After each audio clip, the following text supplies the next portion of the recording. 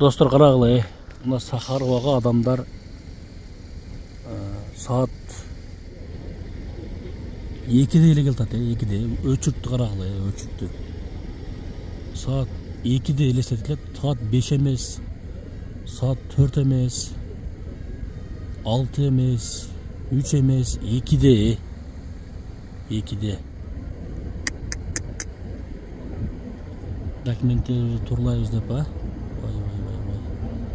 Eşanamın turlap alsın hem dokumentlerini. Emi bular ошондо андай 2'de азыр эми 2'de gelişti da 2'дечи. Азыр мен клип менен келип калдым да. Ошондо saat 8'e durabы ha. Же кандай? Мисалы үчүн мен мурда келгенде 8'de билип кеткенмин да.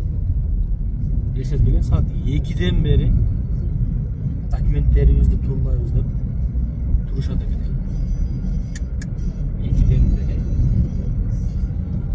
Говорит и показывает Москва.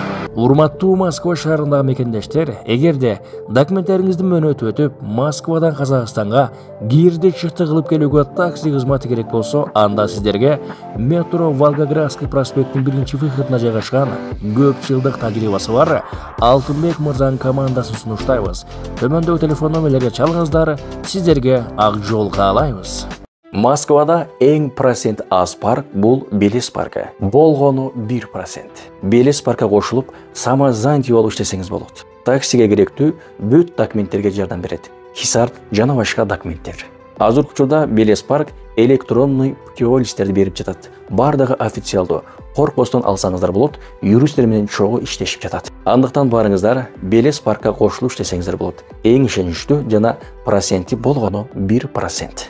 Hoşum, salam aleykum dostlar, kandayсыздар? Amansыздарбы? Бүгүн өлдү го. Грип болду окшойт. Иштеп жүрөт элем азыр. Анан келем түшүп алып, келем тап келдим да. Өзүм да билбейм мен. Кылычный адрес карап эле келе бердим. О вакытта келип туруп эле карасам Сахарова. Уже элестетилер 2'den башталып. 2 биз келгенде уже ушундай адам экенин да азыр клиент алып келгендечи. Эми элестетиңиз, алар тутуп калды. Алар качадан болуп келиши мүмкүн? 12'de келип алган бе? У нас документ. Рейстен чыгам деп келгендер бар ал жерде. Патент төлөм деп келгендер бар. Осмотр баягы зеленый карталам деп келгендер бар. Көп да. Бүгүн таксиде ким иштеди? Бүгүн өтө шосселер пробка болуп тиги МКаттын чыга бериштеричи. Бая бир клиент алды мына мени. Озерное жактанчы. Алып туруп эле МК чакка чыгып кетет. Шереметова заказ алдым да. Туруп калдык да. Туруп калдык. 1 saat турдук, бир жерде, 1 saat. Ушунчалык бардоо да, жылбай. Анан секи жылып анан жанагы бүрөн тосуп алыш керек экенине уже өспөтпешине көз жетти да. Кайра үйүмө чап койчу деди. Ошол жерден эле үйдө барыш үчүн 1 saat 40 мүнөт болуп кетти эле. Вообще. Анан неме ошол 9-майга карата ушундай нерселер болот окшойт деп койдум. Пробкалар, жолдор жабып. Эртең менен жумушка чыккандар болсо, мисалы үчүн, мен эртең менен турбаймын да, ошон үчүн билбейм. 12-ге чейин, 1-ге чейин интернет иштебей атат деп эсимде келди кайра. Ошо мына Балашка, Люберси жактарда иштебей атат. Вообще интернет иштебей. Кечээне мен 2-лерде абиттен кийин ишке чыктым. Жандырсам, өзүмдүн Йота номеримдагы, Мегафон номеримдагы иштебей атат да. Эли болуп калды. Не болду деп кайра карап перезагрузка жандырып көрдүм. Ал дагы болбоду. Анан досума чалып коюп, мен иштесин деп иштетип көрсө Москвада экен, Шелковский жакта экен. Анан Секин центрге жакка өттүм, центрге өтсөм анан иштей баштады да. Анан ал жактан кайрадан заказ алып келдим эле немеге. Балашка жакка кайра заказ берип калдым эле.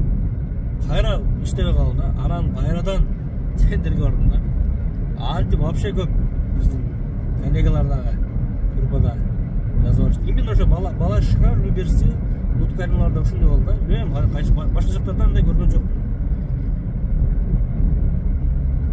Сахаровадан кеттім, Сахаровада лентте аттанмайды ondады. Ошондой достор.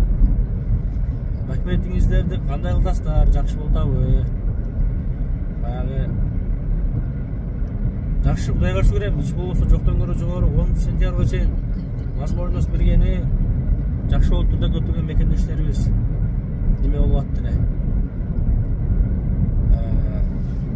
30-апрелге кантип бетер деп чыксат болду.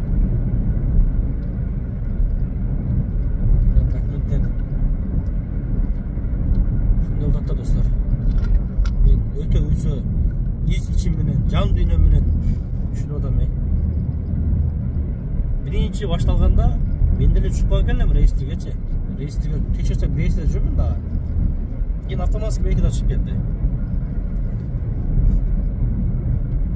Баягы биз самозанят болуп таксиде жүргөн үчүн балким ушул көп таксилерди ачып кетти ошол реестрденчи. Баягы бир обновление болгондочу. Өткөндө бирде тагылар кармап 3-4 саат убактымды алган, мен дагы рейсте бар келсин депчи. Адена барып, отпечатка полиста тапшырып, анан чыккам мен дагы. В общем, ушундай достор. Азыр не калды эми? Бүт, мисалы үчүн документтер, регистрация, биринчи очукта таза болуш керек. Ошо регистрация дагы кыйын да, негизичи. Себеби квартирага коюшуң керек. Отелде койсоң чыгып кетти атат. Квартирага коюн десең, эч ким койбойт. Биякта уялгандар бүт баардык өздөрүнүн туугандарын коюп койгон. Регистрация коюш да кыйын, текшерип турат алар дагы. Эгерде ошол жерде жашабаганын билсе, участковый, келип дагы жестко 300 миң неме кылат да, штраф жазат ушул үйү бар адамдардычы. Алар дагы ушинтип болсо коркот. Биринчи очут регистрация, экинчи очут не? Сахаровага барасың, зеленый карта. Үчүнчү очут бул неме? Трудовой договор. Ушул 3 документиң зыңк болсо, болду да, негизи. Ушул 3 документти дагы кете кылбай койтабыз да. Ошол достор. Телеграм каналыма жазылып коюңуздар менен ошол ссылка менен.